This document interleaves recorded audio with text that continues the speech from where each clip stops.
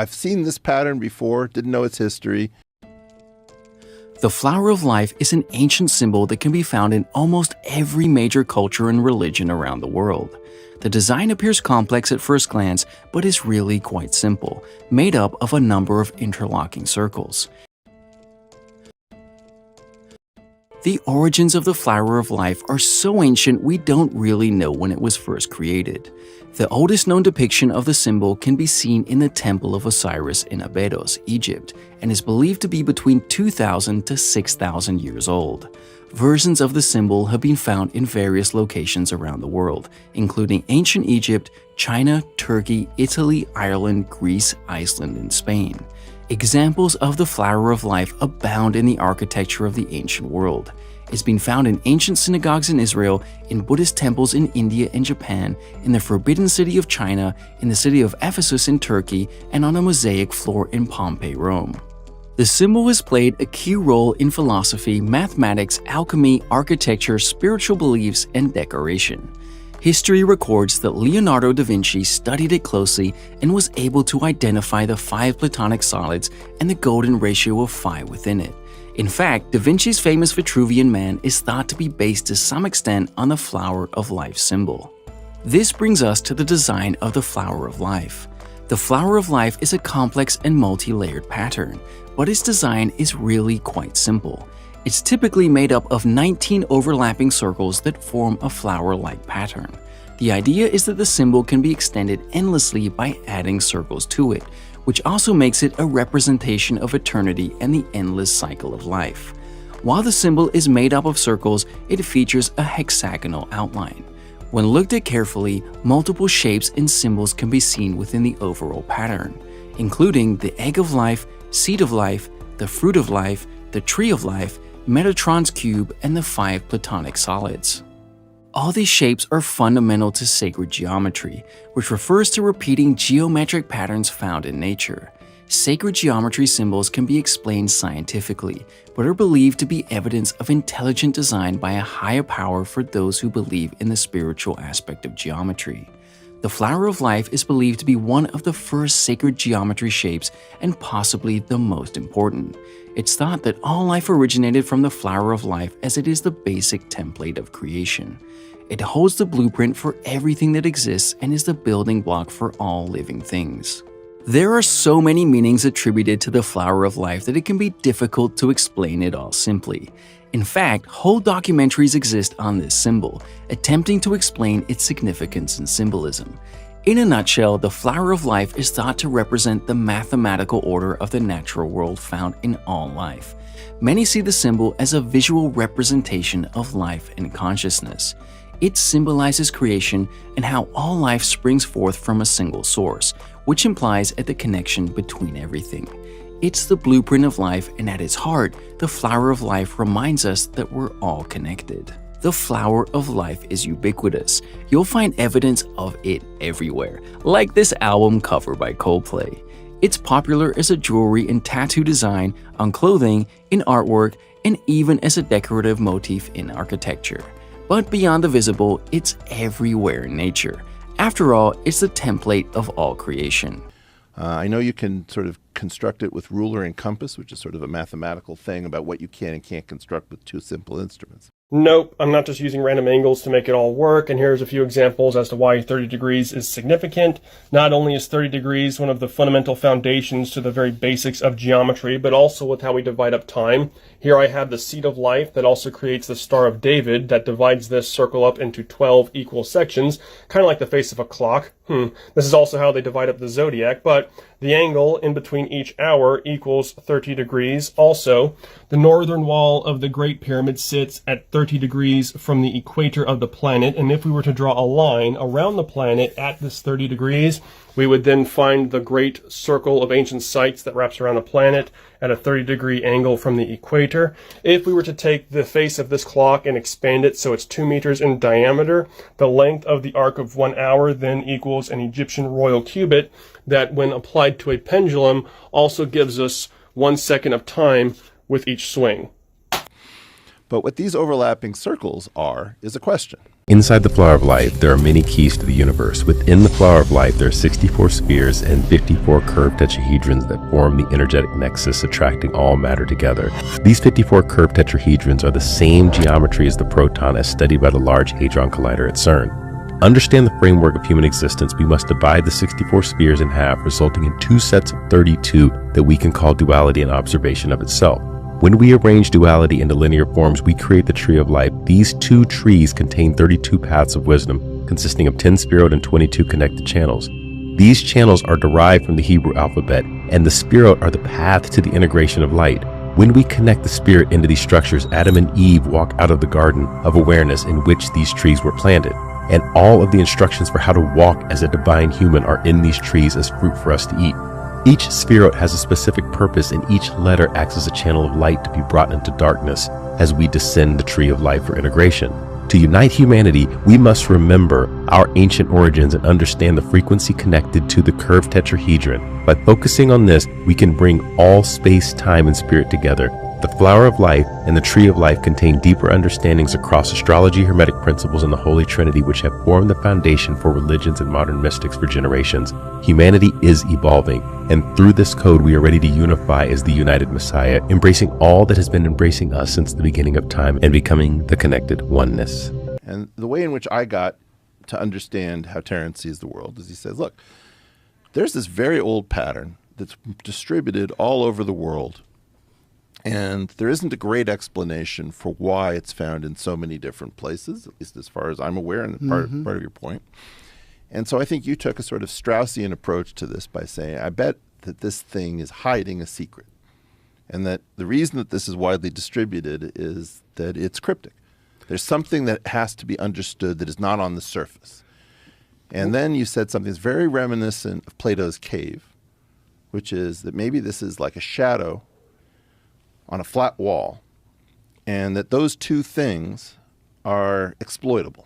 And so the idea that this is occurring in a surface is, first of all, suspicious to you because of that curved linear triangle that you see in black.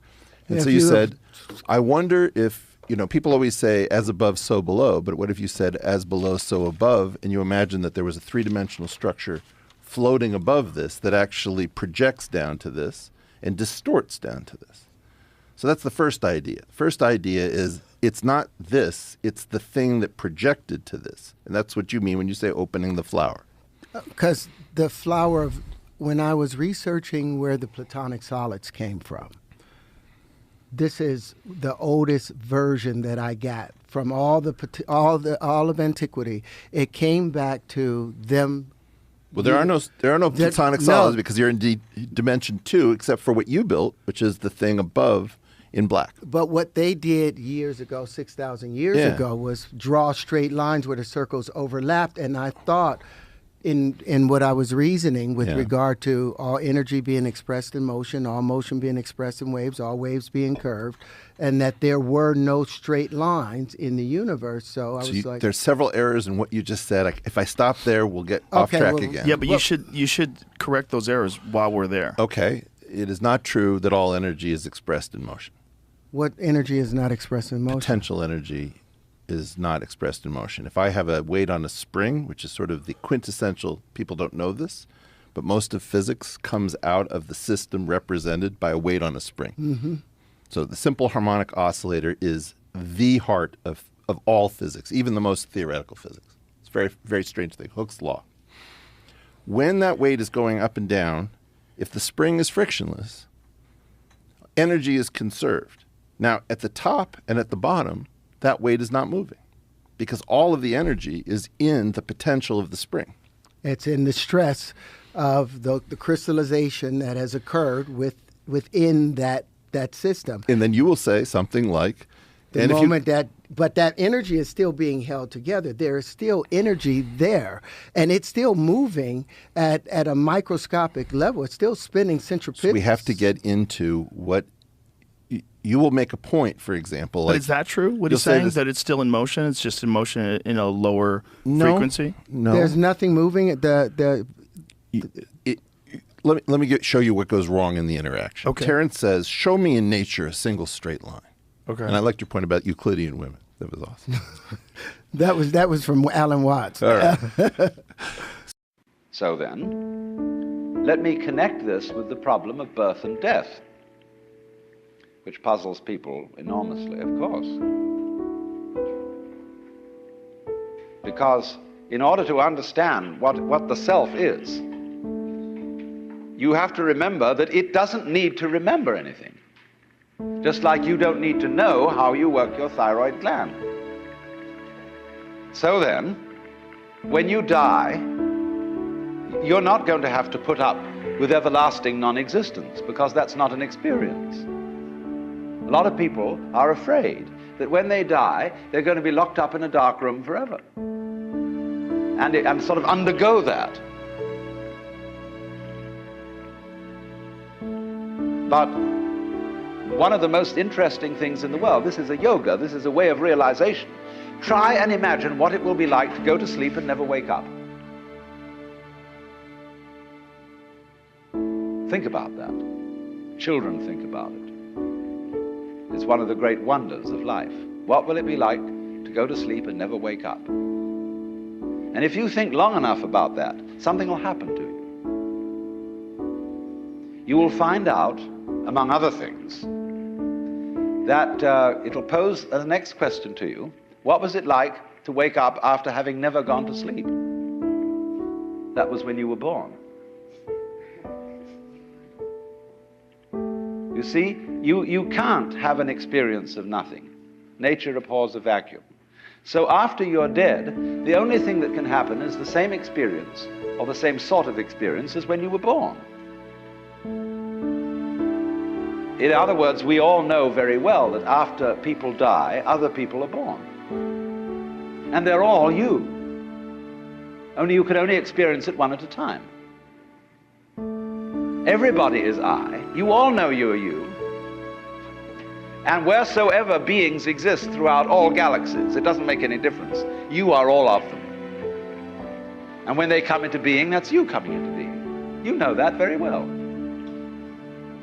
Only you don't have to remember the past. In the same way, you don't have to think about how you work your thyroid gland or whatever else it is in your organism. You don't have to know how to shine the sun. You just do it. Like you breathe. Doesn't it really astonish you that you are this fantastically complex thing? And that you're doing all of this and you never had any education in how to do it? You never learned, but you're this miracle? Well, the point is that from a strictly physical, scientific standpoint, this organism is a continuous energy with everything else that's going on.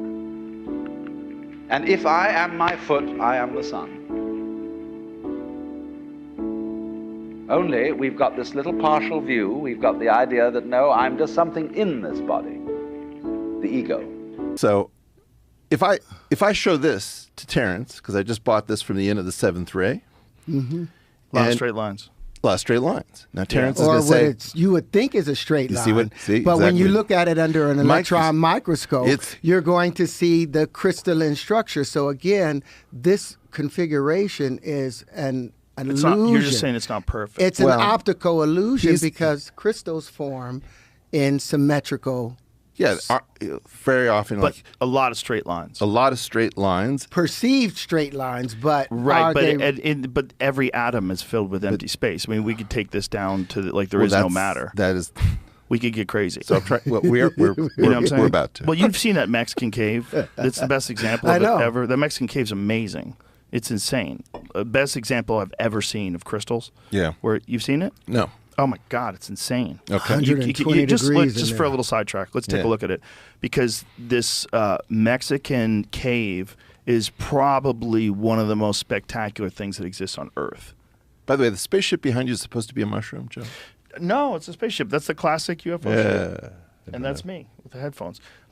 Look at that. That's amazing. How insane is that this was created on Earth by nature? Just by nature. Crazy. It's so different than anything else we see that it makes our mind go, what the fuck? Yeah. Like, those are crystals? How? What happened? Okay. Wild. So in this straight lines. beautiful thing, I would say there are a lot of straight lines, but I've also studied Terrence enough to know that he's going to say, They're not perfectly straight. They're not perfectly. They're not straight at all. The moment you look at them through an electron microscope, you see all this of is the part of curvature. where we get into. Right. So they're not precisely straight, is your point. And in fact, let's imagine that But the Earth isn't precisely circular, right? No.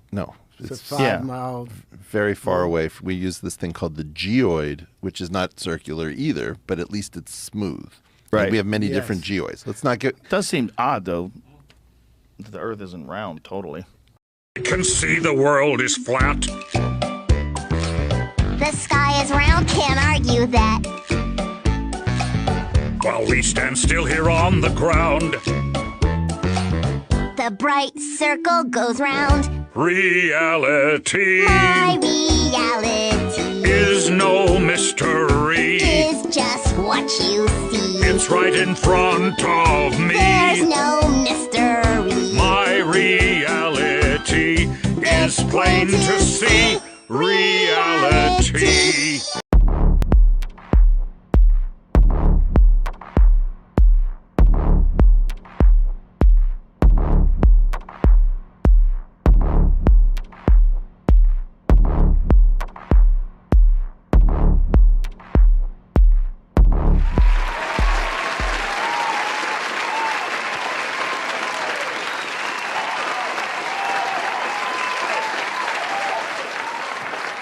Say woof again! Say woof again! I've got one that can see. This is my kung fu, and it is strong. See you later.